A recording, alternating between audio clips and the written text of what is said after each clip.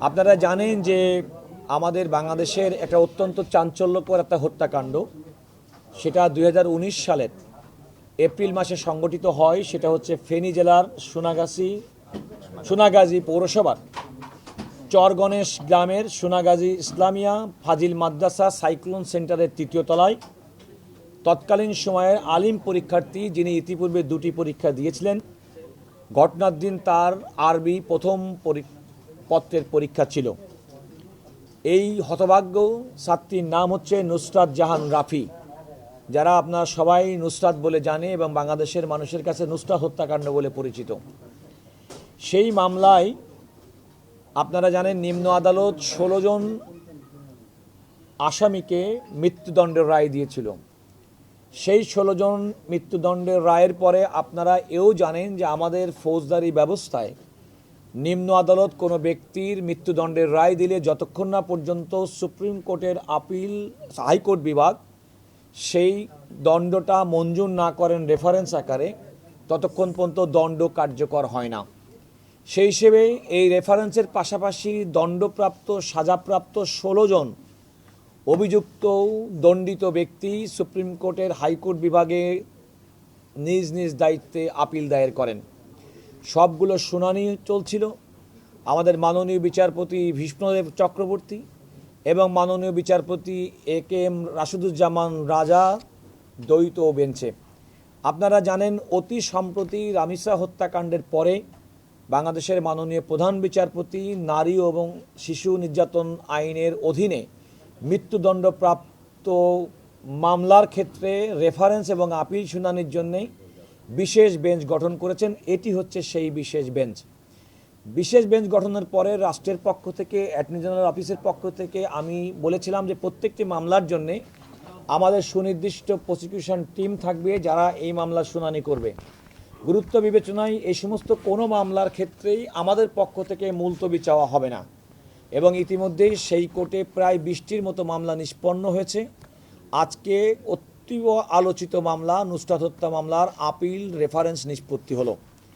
আমাদের পূর্ব এই মামলার শুনানির ক্ষেত্রে deputy attorney general barrister Syed Ejaz Kabir আমার ডান পাশে আছেন, ডেপুটি অ্যাটর্নি জেনারেল ব্যারিস্টার ইমাম হোসেন তারেক আমার পাশে আছেন, আমাদের সহকারী অ্যাটর্নি জেনারেল আখি, সহকারী অ্যাটর্নি জেনারেল আশরাফ, সহকারী অ্যাটর্নি জেনারেল মোতালেব সহ যারা দায়িত্ব পালন করেছেন, দীর্ঘদিন পর্যন্ত এই মামলার বিচার এবং আপিল নিষ্পত্তির ক্ষেত্রে রাষ্ট্রের পক্ষ থেকে বক্তব্য দিয়েছেন।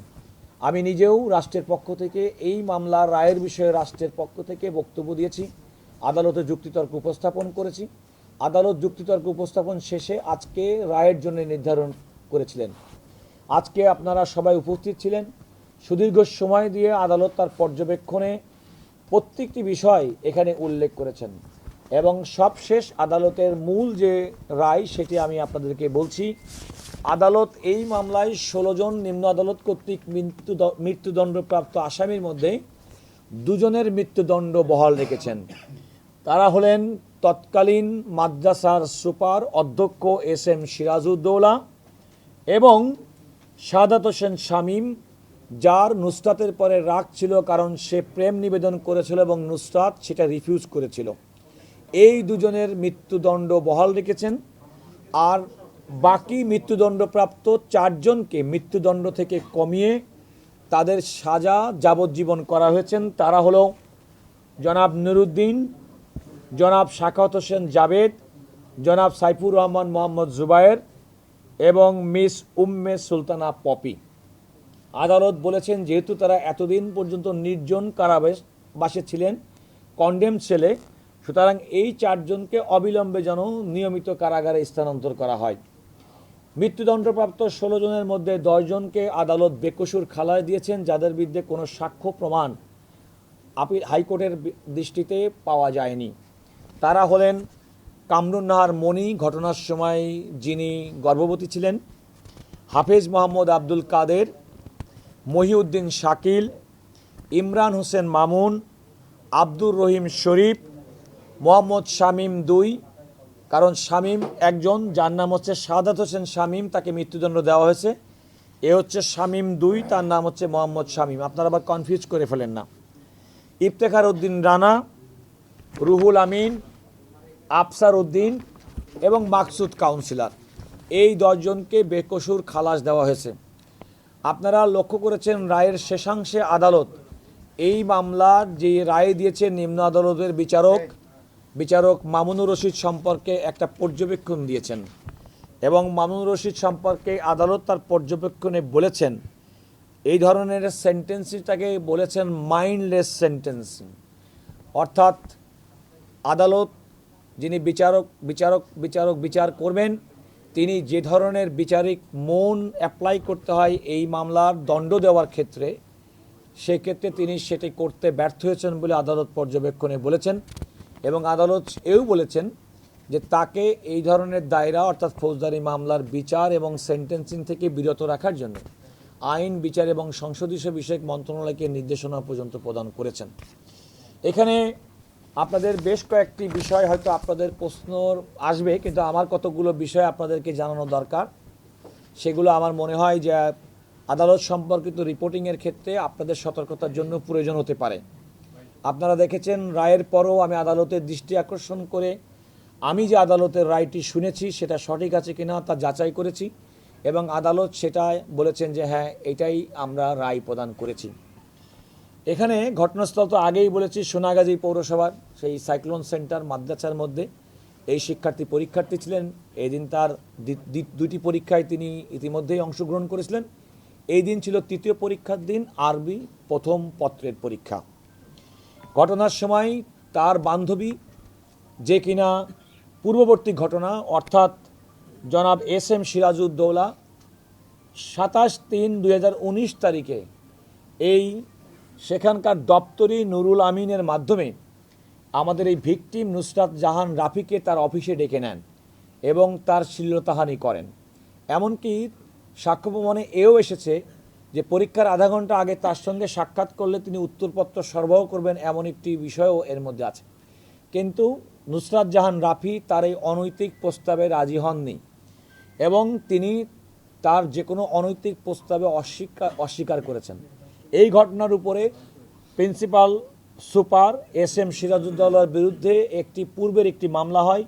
মামলাটি হয় 27 মার্চ 2019 তারিখে, যে মামলায় সিরাজউদ্দৌলা সাহেব কারাগারে অন্তরীণ তখনও ছিলেন।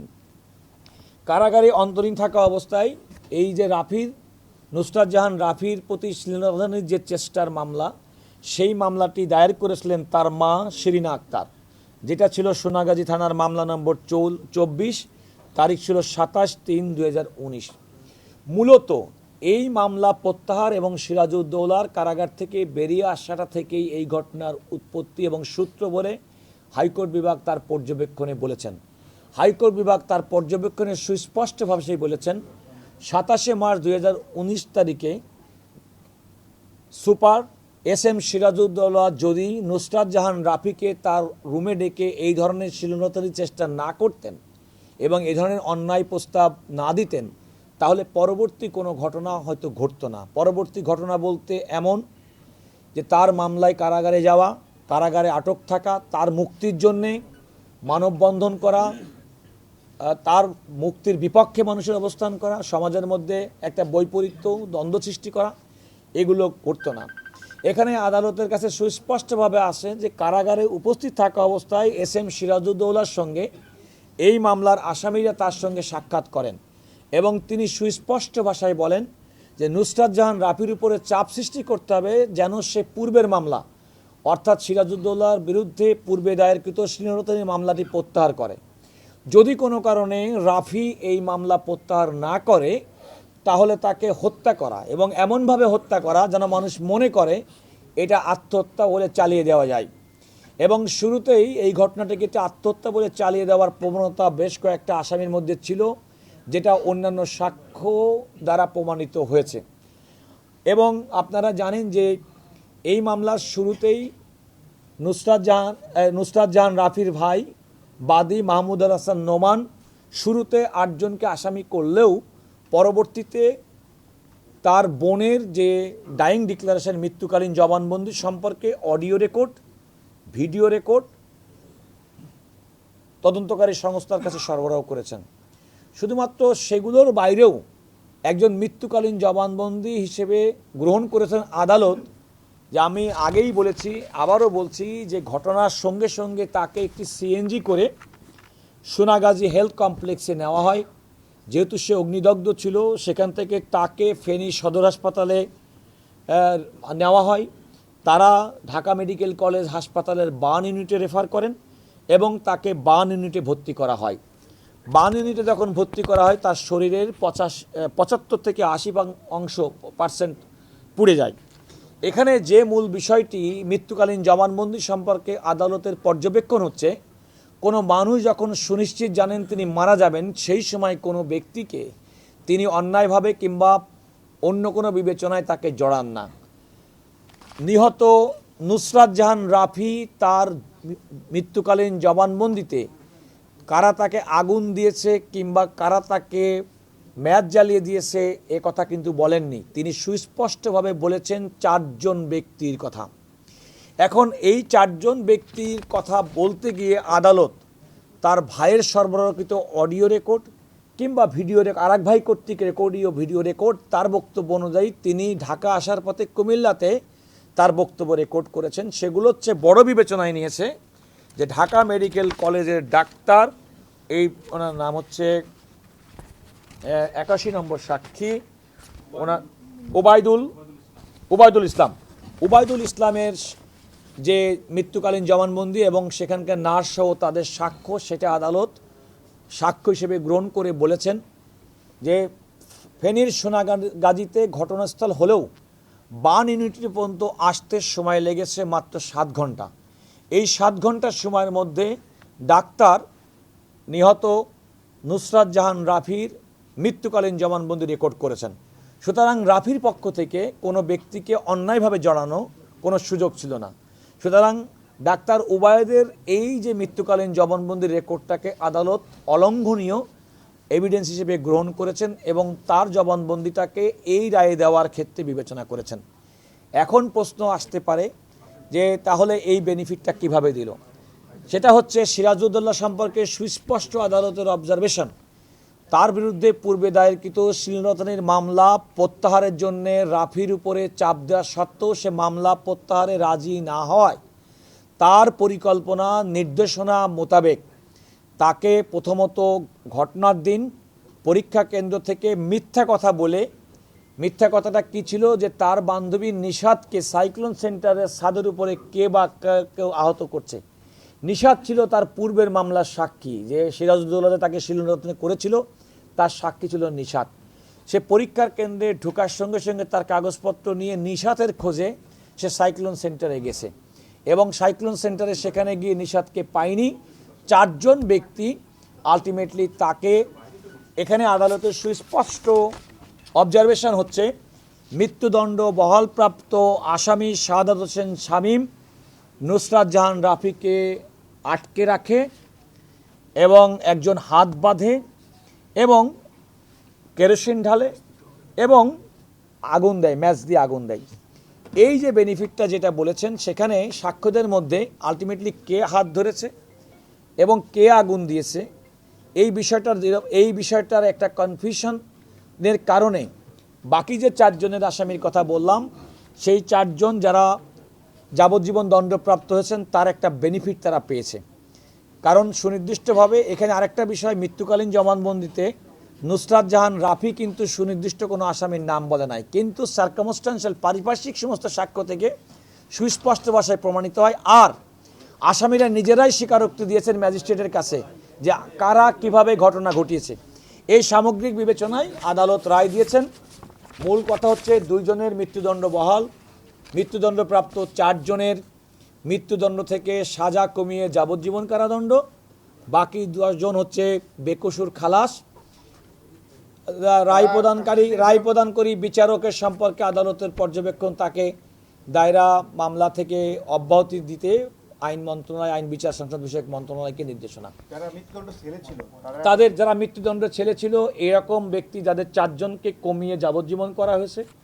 আমি আগেই বলেছি নামগুলো: নুরুদ্দিন, শাখাওয়াত হোসেন জাবেদ, সাইফুর রহমান জুবায়ের এবং উম্মে সুলতানা পপি। আদালত বলেছে অবিলম্বে তাদেরকে নির্জন কারাবাস অর্থাৎ কন্ডেম সেল থেকে বের করে স্বাভাবিক আসামিরা কয়েদিরা যে সেলে থাকে সেই সেলে স্থানান্তর করার জন্য আদালত রায়ের মধ্যে নির্দেশনা দিয়েছে।